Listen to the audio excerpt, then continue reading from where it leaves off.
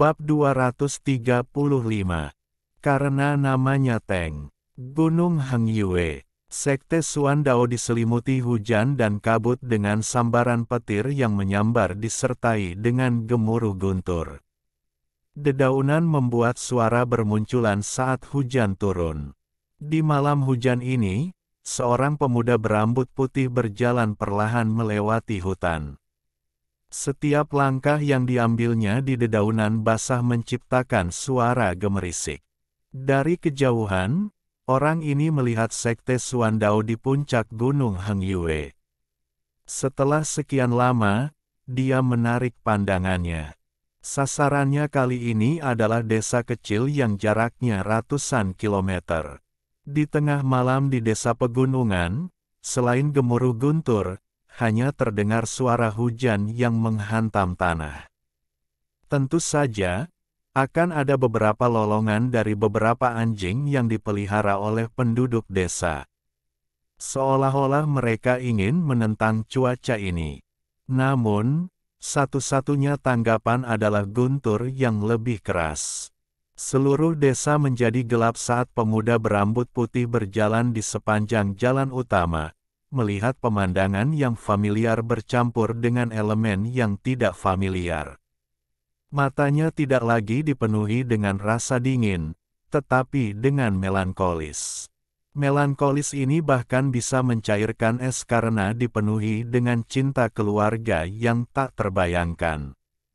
400 tahun telah berlalu dalam sekejap. Meskipun tampaknya tidak lama bagi para pembudidaya, sudah banyak generasi bagi orang biasa. Semua rumah di desa tersebut telah dibangun kembali oleh keturunannya dan kini tampak berbeda dari sebelumnya. Orang ini adalah Wang Lin. Dia melihat sekeliling ke rumah-rumah di desa. Tatapannya berhenti pada satu rumah, mengingat dulu ada pohon besar di sana. Ia sering membaca buku dan bermain bersama teman-temannya di bawah pohon itu. Dalam sekejap mata, semua itu telah menghilang. Wang Lin diam-diam menghela nafas dan perlahan berjalan ke depan. Setelah beberapa saat, dia berhenti ketika dia menatap sebuah rumah yang sangat familiar. Tubuhnya mulai bergetar saat dia melihat rumah itu. Semua rumah lain di desa telah berubah, tapi rumah ini masih sama persis seperti dulu. Wang Lin menggigit bibir bawahnya dan membuka gerbang utama. Gerbang itu berderit saat dibuka. Dia menutupnya setelah dia masuk. Di halaman ada meja kayu dengan beberapa kursi kayu kecil di bawah emperan. Wang Lin diam-diam menyaksikan adegan saat air mata jatuh dari matanya. Setelah sekian lama, Wang Lin berjalan ke rumah, membuka pintu, dan melangkah masuk. Semuanya ditinggalkan seperti yang dia ingat, seolah-olah tidak ada yang berubah. Saat ini, Wang Lin merasa semua yang telah terjadi dalam 400 tahun terakhir adalah mimpi dan dia baru saja bangun. Orang tuanya tidak lagi mati dan jiwa mereka tidak berada di dalam surga yang menentang manik. Mereka ada di dalam rumahnya dan mereka pergi tidur di malam hujan ini. Namun, dengan perasaan sucinya, dia tahu bahkan tanpa menyebarkannya bahwa tidak ada seorang pun di dalam ruangan ini. Di tengah ruang utama, Wang Lin melihat dua tablet peringatan, satu di atas yang lain. Yang di atas berbunyi, Wang Tianshui, Zhou Tingsu. Tablet yang lebih rendah berbunyi, putra tertua, Wang Lin. Di bawah dua tablet peringatan ada pembakar dupa dengan beberapa batang dupa yang tidak terpakai di sebelahnya. Mata Wang Lin dipenuhi dengan kesedihan saat dia menyalakan 3 batang dupa dan meletakkannya di pembakar dupa. Dia perlahan berlutut di tanah. Dia tanpa ampun bersujud beberapa kali dan bergumam, "Putra yang tidak berbakti ini ada di sini untuk mempersembahkan dupa kali ini. Lain kali, Saya akan membangun menara yang terbuat dari kepala keluarga Teng untuk orang tua saya. Aura niat membunuh keluar dari Wang Lin. Ruangan itu langsung menjadi lebih dingin daripada malam hujan di luar. Setelah selesai, dia merenung sejenak, lalu tiba-tiba bergerak dan menghilang dari tempatnya. Setelah beberapa saat, orang bisa melihat kereta kuda melaju menuju rumah D. Ari desa pegunungan. Mengemudi kereta adalah seorang lelaki tua berjubah putih. Jelas bahwa dia adalah seorang seniman bela diri di dunia fana. Dia menjentikkan cambuk di tangannya dan, dengan suara letupan, kuda itu bergerak lebih cepat lagi. Tanahnya tidak rata, yang menyebabkan kereta terus terombang-ambing, tetapi lelaki tua itu sepertinya terpaku pada kereta. Dia tetap tidak terpengaruh dan terkadang berteriak, "Pergilah." Segera, kereta mendekati rumah. Pria tua itu berteriak dan mengencangkan pegangannya pada kendali. Kuda-kuda itu menjerit saat kaki depan mereka terangkat ke udara dan kereta berhenti di depan rumah Wang Lin. Pria tua itu melompat dari gerbong dan dengan hormat membuka pintu. Saat pintu terbuka, seorang gadis melompat keluar dari kereta. Dia mengenakan kemeja hijau, rambutnya diikat menjadi sanggul, dan dia terlihat sangat cantik. Setelah gadis itu keluar dari kereta, tubuhnya menggigil. Jelas, dinginnya cuaca telah menimpanya. Namun, dia tidak keberatan. Dia membuka payung dan berkata, dengan suara renyah, "Nyonya, kami di sini." Sosok yang sangat cantik keluar dari gerbong dan berdiri di bawah payung. Wajah gadis ini pucat. Itu memiliki tampilan kecantikan yang sakit-sakitan. Saat dia keluar, tubuhnya menggigil. Gadis pelayan dengan cepat memegang payung di satu tangan dan mengambil mantel ungu besar dari kereta dengan tangan lainnya. Dengan bantuan lelaki tua itu, mereka mengenakan mantel itu pada wanita muda itu. Pada saat yang sama, gadis pelayan berkata, dengan ketidakpuasan, "Nyonya, mengapa kita harus datang ke sini malam ini di tengah hujan? Kita bisa saja datang besok sebagai gantinya. Bagaimana jika kamu masuk angin?" Bahkan mata lelaki tua itu menunjukkan tanda penyesalan dalam tatapannya yang hangat. Wanita muda itu tersenyum. Saat dia berjalan, dia berkata, "Kalian tidak mengetahui hal ini, tetapi sebelum kakek meninggal, dia berkata bahwa apapun yang terjadi, seorang keturunan harus datang ke sini untuk mengunjungi tempat ini pada hari ini. Ini adalah tradisi keluarga." Pelayan itu masih tidak senang dan berkata, "Nyonya, tempat ini sangat jauh dari ibu kota. Mengapa kita harus datang ke sini setiap hari? Mungkinkah ada sesuatu yang penting yang disembunyikan di sini?" Saya mendengar dari pelayan lain bahwa tempat ini dulunya adalah salah satu lokasi cabang keluarga Wang. Wanita muda itu menghentikan lelaki tua itu dari membuka gerbang dan mengangkat tangannya yang seperti batu giok untuk mendorongnya terbuka. Dia tersenyum pada gadis pelayan itu dan berkata, "Ini pertama kalinya kamu ikut denganku, jadi kamu tidak tahu. Ketika kita punya waktu, saya akan memberi tahu Anda." Setelah memasuki pekarangan, ketiganya tidak segan-segan dan langsung masuk ke dalam rumah. Gadis pelayan itu menutup payungnya, mengibaskan airnya, lalu dengan rasa ingin tahu melihat ke sekeliling ruangan. Adapun lelaki tua itu, dia diam-diam berdiri di ambang pintu. Wanita muda itu menarik napas dalam-dalam. Tepat ketika gadis pelayan hendak berjalan, wanita muda itu berhenti dan berkata, "Kamu tunggu dengan kakek Li di sini. Aku akan masuk sendiri." Pelayan itu cemberut, tapi dengan patuh mengangguk. Wanita muda itu tersenyum, terbatuk beberapa kali, lalu perlahan berjalan menuju aula utama. Setelah memasuki aula utama, wanita muda itu melihat kedua tablet itu. Dia mengambil tempat tidur di depan tablet dan berlutut di tanah. Setelah bersujud beberapa kali, dia hendak mengeluarkan beberapa batang dupa, tetapi matanya tiba-tiba terkunci pada 3 batang dupa yang hampir habis terbakar. Saat dia hendak menangis, dia merasakan embusan udara dingin di ruangan itu. Dia membeku dan dahinya dipenuhi keringat dingin. Dia merasa jika dia bergerak, dia akan terbunuh seketika. Dia melihat seorang pria muda dengan kepala penuh rambut putih perlahan masuk ke kamar.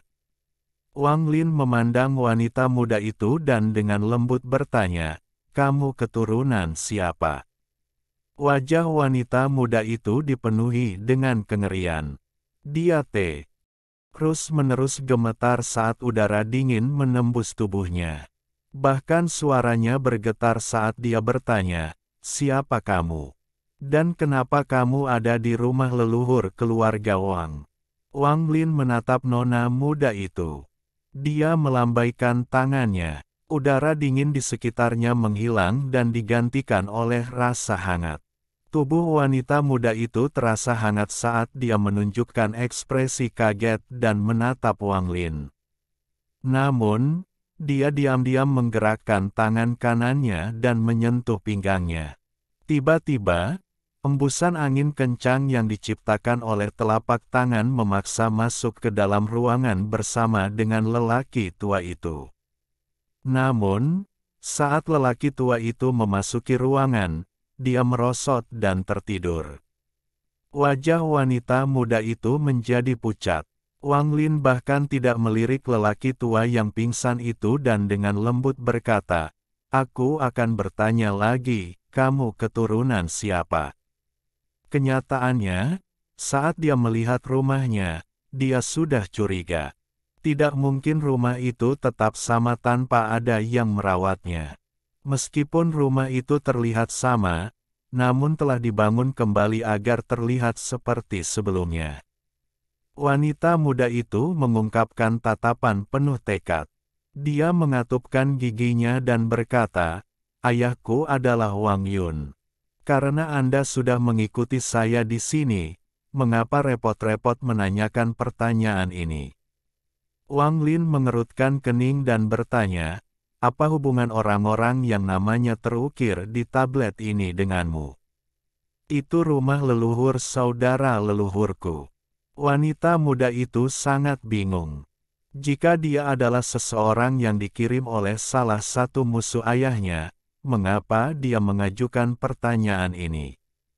Hati Wang Lin bergetar. Suaranya tidak lagi hambar. Itu malah sedikit gemetar ketika dia bertanya, "Siapa nama leluhurmu?" Wanita muda itu sedikit ragu dan menjawab, "Nama leluhur adalah Tiantu." Dia merasa orang ini sangat aneh. Setelah Wang Lin mendengar namanya, tubuhnya langsung bergetar.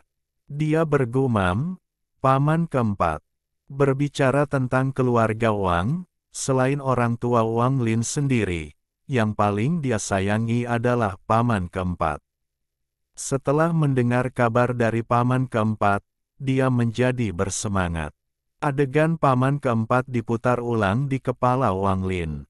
Setelah sekian lama, dia menghela nafas dan menatap wanita muda itu.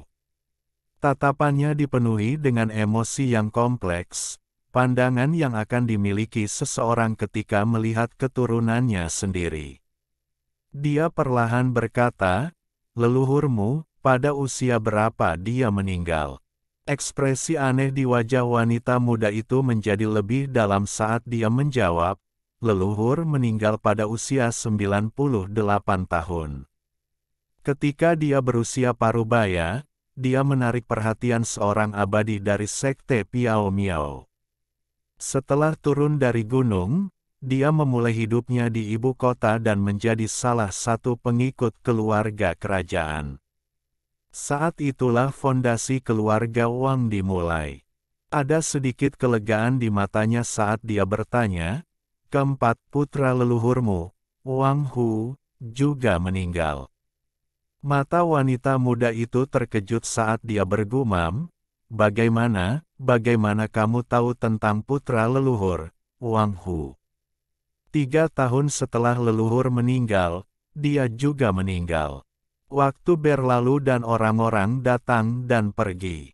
Setelah Wang Lin mendengar tentang paman keempat, mentalitasnya mengalami perubahan. Setelah sekian lama, dia menatap wanita muda itu dan perlahan berkata, ada energi yin yang berbahaya di dalam tubuhmu. Apakah ibumu terluka saat dia mengandungmu? Setelah mendengar kata-kata Wang Lin, pikiran wanita muda itu benar-benar kacau. Harus dikatakan bahwa jika Wang Lin telah memeriksanya dengan hati-hati dan memiliki beberapa petunjuk, maka masuk akal jika dia berhasil menebak beberapa rahasianya. Namun, sangat sedikit orang yang tahu tentang energi yin dalam tubuhnya dan sebagian besar hanya berpikir bahwa dia dilahirkan dengan tubuh yang lemah. Wanita muda itu menatap Wang Lin. Dia bertanya, dengan suara gemetar, kamu, siapa kamu? Wanita muda itu telah membuang gagasan bahwa dia adalah seorang pembunuh yang dikirim oleh musuh ayahnya. Jika ya, mengapa dia tahu begitu banyak hal? Wang Lin melambaikan tangan kanannya dan awan kabut hijau mulai berkumpul di dahi nona muda itu.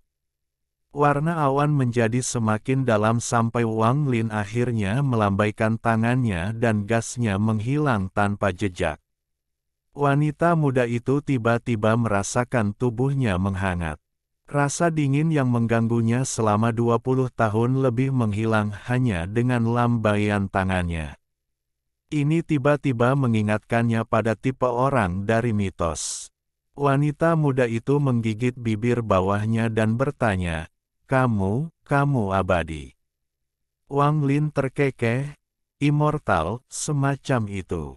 Melihat paman keempat memiliki keturunan dan mereka baik-baik saja di ibu kota, Wang Lin merasa lega.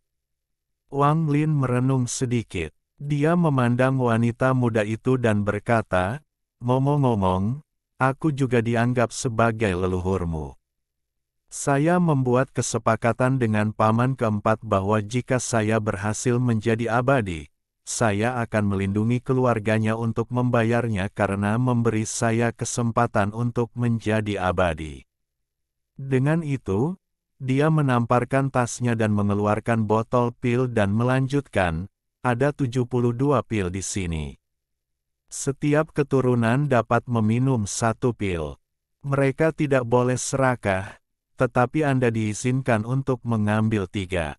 Setelah memberikan botol itu kepada wanita muda itu, dia merenung sedikit dan mengarahkan jarinya di antara alisnya.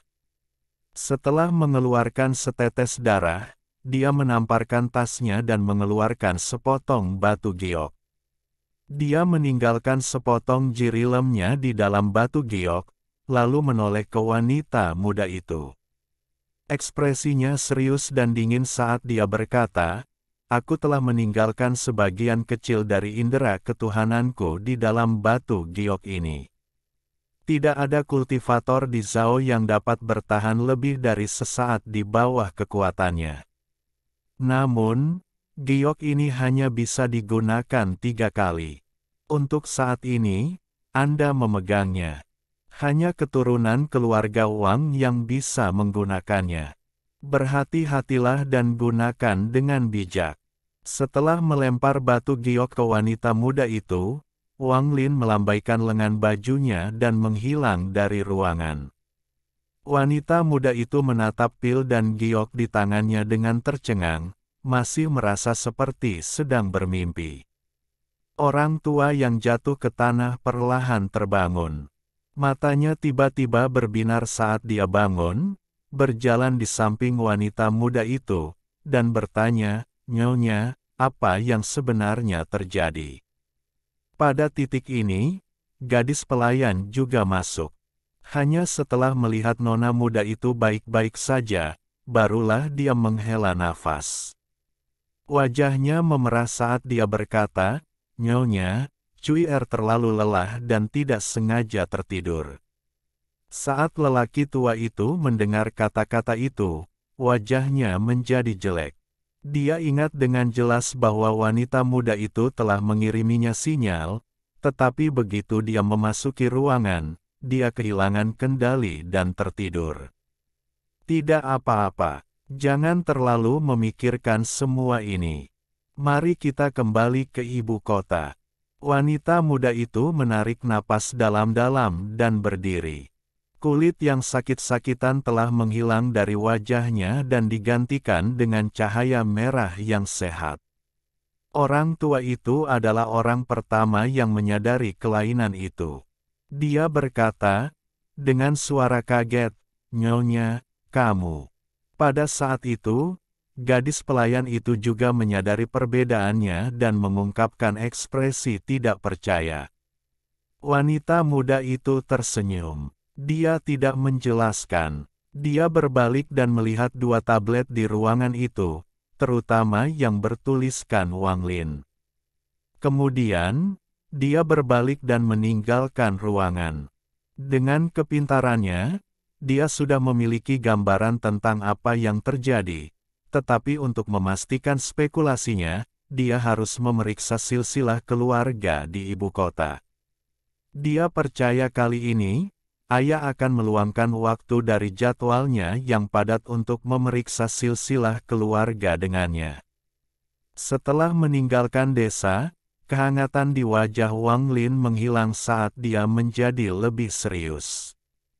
Seluruh tubuhnya memancarkan aura pembunuh yang kuat. Dia dengan cepat terbang ke satu arah. Hatinya bertekad untuk menyelesaikan balas dendamnya. Jika dia langsung membunuh Teng Huayuan, maka semua keturunan akan tersebar, mencegah Wang Lin mencapai mimpinya untuk memusnahkan keluarga Teng. Yang terpenting, jika dia membunuh Teng Huayuan begitu saja, itu tidak akan menenangkan kemarahan di hatinya. Dia ingin Teng Huayuan menyaksikan saat dia membunuh semua keturunannya, menderita kesakitan karena keluargamu terbunuh. Hanya setelah itu Wang Lin akhirnya membunuh Teng Huayuan. Dia menyebarkan akal ilahi dan dengan mudah menutupi seluruh negara Zhao. Dia dengan mudah menemukan kota keluarga Teng di mana Teng Huayuan berada dan terbang ke sana seperti kilat. Wang Lin berhenti 10.000 kilometer dari Teng Family City. Dia menancapkan bendera formasi ke tanah dan dengan lambaian tangannya, bendera itu menghilang. Kemudian, Wang Lin terbang mengelilingi kota keluarga Teng dan memasang 16 bendera formasi. Dia menatap kota keluarga Teng dengan mata penuh dengan haus darah, mengeluarkan senyum kejam, dan berbisik, "Mulai hari ini, seseorang dapat memasuki kota keluarga Teng, tetapi mereka tidak dapat pergi." Teng Huayuan, pembalasanku baru saja dimulai. Matanya dingin saat dia dengan cepat membentuk segel dengan tangannya. Dia melayang ke udara. Saat dia mengaum, dia dengan cepat menekan titik-titik tekanan di tubuhnya sendiri. Segera, gas hijau keluar dari tubuhnya dan melilitnya. Di belakangnya, sosok yang tampak seperti dewa iblis kuno muncul. Wang Lin meletakkan satu lutut di tanah. Dia menusuk jari kanannya dan setetes darah muncul. Dia berteriak, "Jiwa Teng Li, muncullah." Tiba-tiba, dewa iblis ilusi membuka mulutnya dan menelan setetes darah. Kemudian, itu mengeluarkan cahaya hijau yang lemah. Lampu hijau perlahan turun. Wang Lin menangkap lampu hijau dan dewa iblis ilusi perlahan menghilang. Ini adalah teknik kecil yang dia pelajari dari ingatan yang dia warisi dari dewa kuno. Teknik ini memungkinkannya memulihkan jiwa siapapun yang telah dia bunuh. Namun, Jiwa hanya bertahan setengah jam. Jiwa yang kembali tidak memiliki ingatan, hanya beberapa naluri dasar. Bagi dewa kuno, itu adalah teknik tidak berguna yang hanya bisa digunakan untuk meningkatkan kekuatan harta magis untuk sementara. Tapi saat Wang Lin menemukan teknik ini, dia membuat serangkaian rencana balas dendam. Memegang jiwa Teng Li, Wang Lin menelannya tanpa berpikir dua kali dan menutupi seluruh negara Zhao dalam akal ilahi lagi. Perlahan, satu titik terang demi satu muncul dalam pengertian ilahi Wang Lin dengan bantuan jiwa Teng Li. Masing-masing titik terang itu mewakili seseorang dengan darah keluarga Teng di tubuhnya. Orang-orang ini, tidak peduli apakah mereka berasal dari cabang utama, subcabang, atau keturunan perempuan keluarga Teng yang menikah, mereka semua muncul dalam pengertian ilahi Wang Lin. Dapat dikatakan bahwa selama mereka memiliki darah keluarga Teng di dalamnya, Wang Lin telah menemukan mereka. Memusnahkan sebuah keluarga bukanlah sesuatu yang sederhana dengan membunuh semua anggota keluarga Teng. Wang Lin harus membunuh siapapun yang memiliki darah keluarga Teng untuk memusnahkan semua keturunan keluarga Teng. Itulah arti sebenarnya dari melenyapkan sebuah keluarga. Perlahan-lahan, semakin banyak titik terang muncul dalam pengertian ilahi Wang Lin dan senyumnya menjadi semakin kejam. Selama bertahun-tahun, jumlah keturunan keluarga Teng telah mencapai tingkat yang tak terbayangkan dan setiap tanda jiwa mereka dihafal oleh Wang Lin. Setengah jam berlalu dalam sekejap dan jiwa Teng Li yang dilahap oleh Wang Lin menghilang. Tangan kanan Wang Lin menepuk tasnya dan binatang nyamuk itu tiba-tiba muncul. Dia berdiri di atas binatang nyamuk dan terbang menuju sekte terdekat. Ada total 7 anggota keluarga Teng di sana. Teng Xuan adalah salah satu murid generasi ke-6 dari keluarga Teng. Dia sudah mencapai tahap awal formasi inti. Salah satu alasan dia sampai sejauh ini adalah karena dia berasal dari keluarga Teng. Alasan lainnya adalah dia memasuki sekte tersebut sebagai murid dari salah satu leluhur Nas Chen Sol Sekte Tiandao.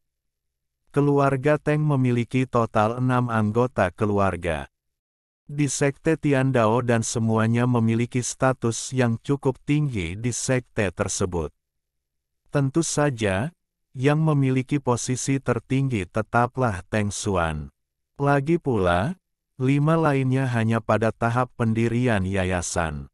Teng Xuan sangat puas dengan apa yang dia miliki, apakah itu rekan kultivasinya atau posisinya saat ini. Tentu saja, semua ini tidak ada apa-apanya dibandingkan dengan anggota inti keluarga Teng. Tetapi dia tahu keterbatasannya sendiri dan itu bukanlah orang yang bisa dia lawan. Bahkan di antara anggota keluarga Teng yang tak terhitung jumlahnya, berapa banyak yang benar-benar bisa bersaing dengan para jenius itu. Teng Xuan hanya ingin mencapai tahap akhir formasi inti sebelum dia meninggal. Hari ini, adik perempuannya, Teng Yu, akan mengunjunginya. Ketika dia memikirkan adik perempuannya, bagian bawahnya memanas. Dia dan adik perempuannya memiliki rahasia besar. Mereka telah tidur bersama ketika mereka masih muda dan terus melakukannya secara rahasia. Teng Xuan tahu bahwa adik perempuannya sangat cabul. Saat mereka tumbuh dewasa, banyak anggota keluarga Teng lainnya yang menyukai dia dan bahkan beberapa anggota keluarga dari generasi sebelumnya pernah berselingkuh dengannya. Tapi dia tidak peduli. Setiap kali dia memikirkan teknik kamar tidur yang telah dipelajari adik perempuannya di sekte Hehuan, dia tidak bisa menunggu. Dia dengan cepat tiba di loteng di gunung belakang dengan pikiran panas di kepalanya. Dia membuka pintu dan tiba-tiba, tubuh yang sangat menggoda memancarkan aroma lembut mendarat di lengannya. Wang Lin melakukan perjalanan dengan cepat dan segera melihat sekte di atas puncak gunung. 3 kata di atas pintu masuk utama berbunyi, Sekte Tiandao. Wang Lin tidak berhenti sama sekali dan menyerbu ke arah sekte tersebut.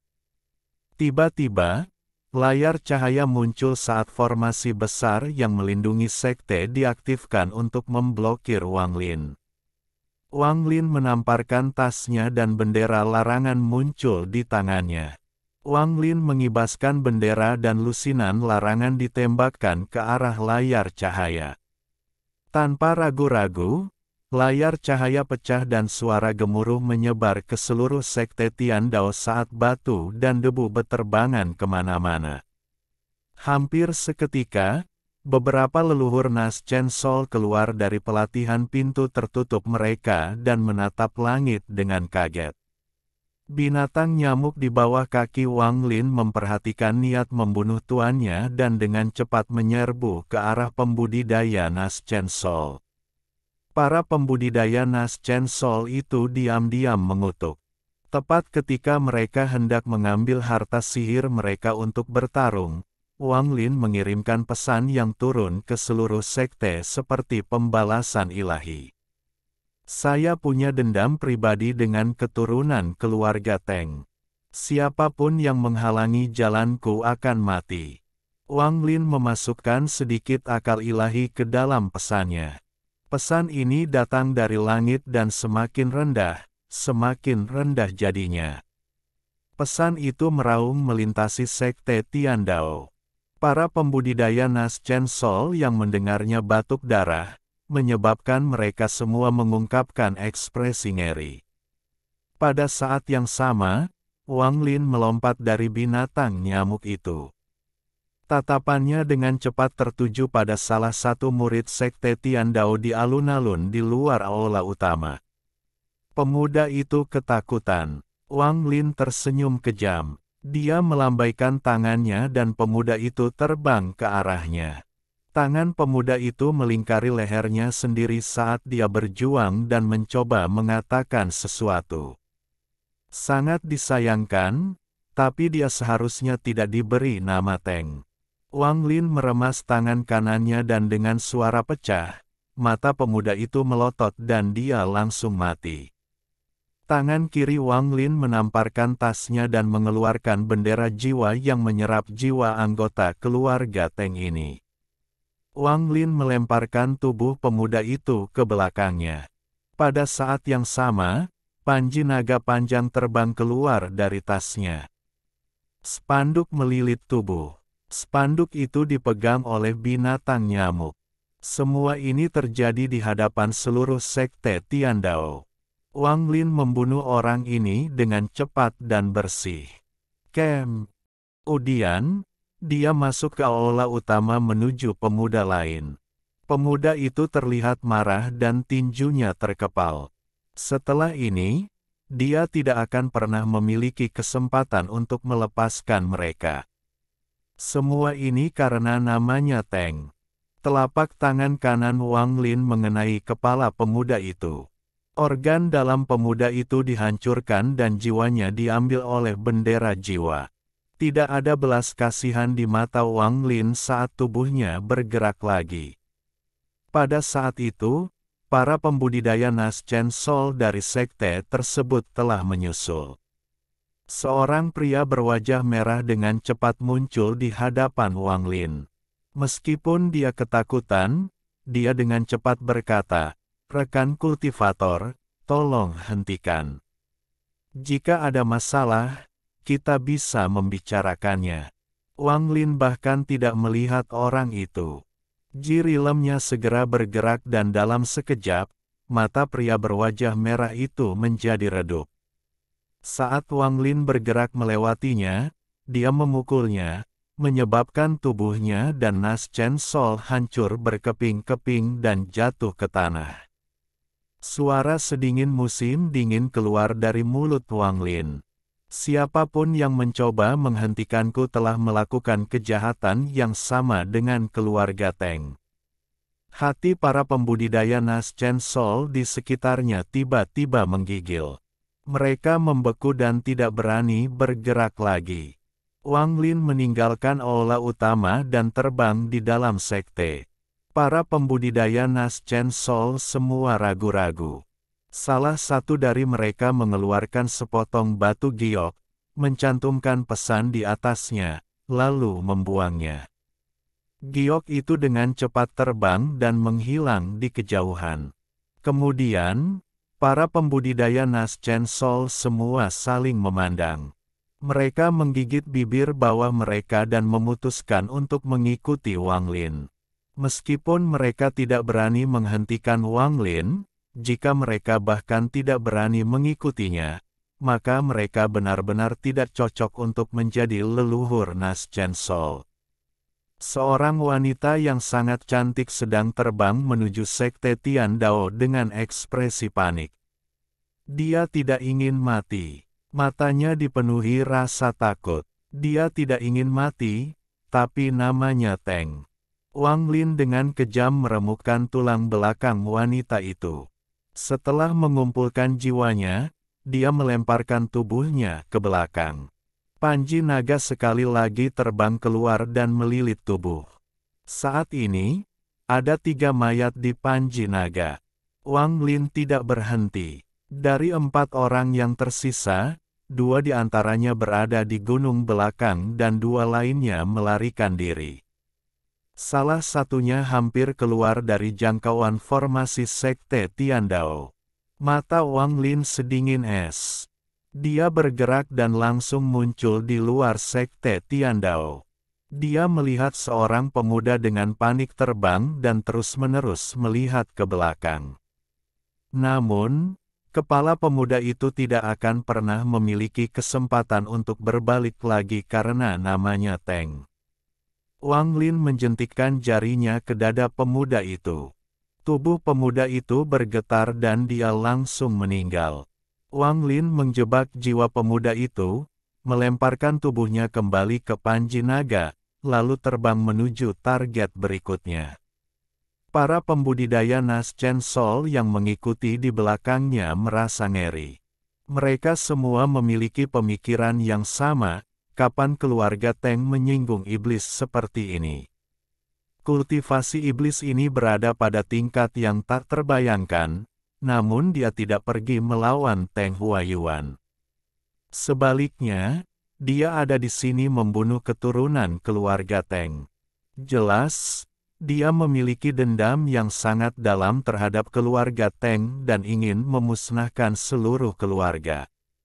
Para pembudidaya Nas Chen Sol ini merasakan hawa dingin di hati mereka dan langkah mereka tanpa sadar melambat.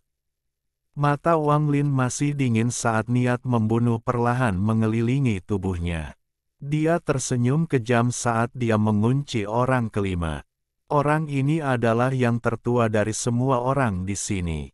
Rambutnya sudah putih semua, tetapi tingkat kultivasinya tidak terlalu tinggi, hanya di puncak pendirian yayasan.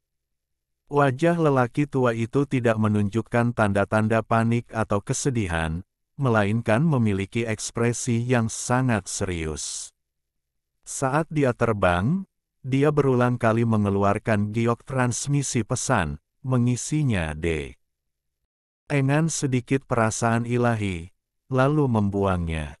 Namun, nasibnya sudah diputuskan karena namanya Teng. Ketika Wang Lin muncul di hadapannya, dia berhenti terbang saat dia dengan cemberut menatap Wang Lin dan berkata, "Senior, dendam apa yang kamu miliki dengan keluarga Teng kami? Pasti ada kesalahpahaman." Wang Lin tidak mengatakan sepatah kata pun. Tanpa membiarkan lelaki tua itu selesai, dia melambaikan tangannya dan pedang terbang hitam terbang keluar dari tas pegangannya. Pedang hitam menembus dada orang tua itu. Tubuh lelaki tua itu menjadi hitam. Dia meninggal sebelum dia bisa selesai berbicara. Wang Lin menyegel jiwa, mengikat tubuh, dan terbang menuju gunung belakang. Setiap kali Teng Xuan bertemu dengan Teng Yu, dia akan membuka formasi loteng di gunung belakang untuk menyembunyikan semua jejak kehadiran mereka. Namun, ini juga berarti dia tidak akan bisa merasakan bagian luar, tapi dalam hal keamanan, ini adalah cara terbaik. Lagi pula, dia dan Teng Yu adalah kakak beradik. Jika dia ketahuan, reputasinya akan hancur. Meskipun Teng Yu telah tidur dengan banyak orang, termasuk anggota keluarga Teng, orang-orang menyimpannya di dalam hati mereka dan tidak pernah membicarakannya. Jika dia tertangkap di tempat tidur dengannya, maka itu akan menjadi masalah yang sama sekali berbeda. Akibatnya, dia tidak tahu tentang apapun yang terjadi di luar. Yang dia lihat hanyalah mata memikat dan tubuh halus Teng Yu. Setelah beberapa geraman menusuk, Teng Xuan dengan keras memukul Teng Yu seolah-olah dia mencoba mencabik-cabiknya. Teng Yu dengan cepat mengaktifkan teknik Sekte He Huan dan pada saat itu, keduanya mencapai puncak kenikmatan tubuh. Harus dikatakan bahwa Teng Xuan dan Teng Yu dianggap beruntung. Meski keduanya akan mati, setidaknya mereka mengalami kesenangan yang luar biasa sebelum mati bersama. Teng Xuan mengambil beberapa napas dalam-dalam dan turun dari tubuh Teng Yu. Namun, dia segera menyadari ada yang tidak beres, lalu menyadari ada orang tambahan di ruangan itu. Hatinya bergetar. Saat dia hendak berbicara, orang itu bergerak dalam sekejap. Itu adalah adegan terakhir yang dia lihat. Adapun Teng Yu, saat dia membuka matanya, dia melihat kepala Teng Xuan jatuh ke tanah. Dia segera menjerit, namun, jeritan ini tidak semenarik jeritan sebelumnya dan akan menjadi jeritan terakhir dalam hidupnya. Mereka pasti akan mati karena kedua bersaudara ini bernama Teng. Setelah membunuh mereka berdua, dia menyegel jiwa mereka, mengikat tubuh mereka, dan meninggalkan loteng. Para pembudidaya Nas Chen Sol dari sekte itu semua berdiri di luar loteng dalam diam. Wang Lin bahkan tidak peduli untuk melihat mereka saat dia melompat ke belakang binatang nyamuk dan pergi dengan spanduk naga mengikuti di belakangnya. Di panji naga ada 7 mayat. Wang Lin tidak berhenti bergerak saat nyamuk terbang menjauh dari sekte Tiandao. Dari kejauhan, ketujuh mayat yang diikat panji naga itu tampak seperti ekor burung merak yang memancarkan cahaya berdarah. Tidak sampai Wang Lin menghilang di cakrawala, mereka semua akhirnya menghela nafas. Salah satu dari mereka berbisik, keluarga Teng sudah tamat. Orang lain bergumam, bukan hanya keluarga Teng, seluruh negara Zhao akan mengalami kekacauan. Kemudian, dia menarik napas dalam-dalam dan berkata kepada para tetua sekte Tiandao yang melihat ke arahnya, kirimkan perintah untuk memanggil kembali semua murid yang sedang berlatih di luar. Putuskan semua hubungan bisnis yang ada hubungannya dengan keluarga Teng. Setiap murid yang berlatih di luar dan telah membentuk mitra kultivasi dengan perempuan keluarga Teng harus dikeluarkan dari sekte tersebut. Mulai hari ini, kami tidak akan memiliki hubungan dengan keluarga Teng. Setelah membunuh 7 anggota keluarga Teng, mata Wang Lin masih dingin. Seseorang harus memiliki hati yang teguh untuk menghapus seluruh garis keturunan. Jika seseorang memiliki kelemahan sesaat, mereka tidak dapat bertindak tegas saat dibutuhkan dan tidak akan dapat melewati semuanya. Lagi pula, memusnahkan garis keturunan bukanlah sesuatu yang bisa dilakukan oleh sembarang orang. Tujuan Wang Lin berikutnya adalah sekte lain yang jaraknya puluhan ribu kilometer. Ada banyak anggota keluarga Teng di sana, total 93 orang. Wang Lin tidak terburu-buru. Dia ingin perlahan-lahan membunuh mereka agar Teng Huayuan berjuang melawan rasa sakit karena menyaksikan keluarganya mati, tetapi tidak dapat melakukan apapun. Dia ingin Teng Huayuan merasakan sakit karena ingin merobek dadanya sendiri untuk melihat apakah hatinya sudah hancur. Alhamdulillahi jazakumullahu khairo. Oke, cukup sekian novel kali ini. Mungkin ada kata-kata yang kurang pas, saya minta maaf yang sebesar-besarnya. Semoga yang sudah baca Allah paring kesehatan, rezeki yang barokah, dan umur yang panjang. Amin. Untuk membantu admin jangan lupa klik tombol subscribe ya.